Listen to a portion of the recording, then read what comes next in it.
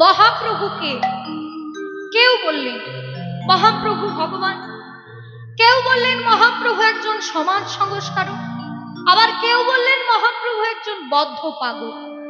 কিন্তু চৈতন্য চরিতামৃতে কবিরাজ গোস্বামী পাদ তিনি কলম দিলেন, রাধা কৃষ্ণ এক আত্মা দুই দেহ ধরি।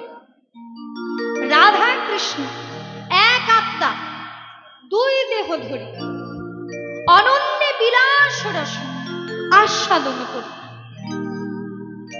সেই দুই এনে আমার চৈতন্য কোষায়, ভাব রস আস্বাদিতে দুঃখে কইলা একথা। বুঝুন, প্রথমে কি বললেন?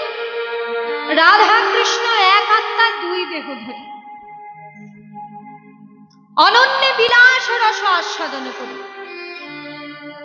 আস্বাদন করবার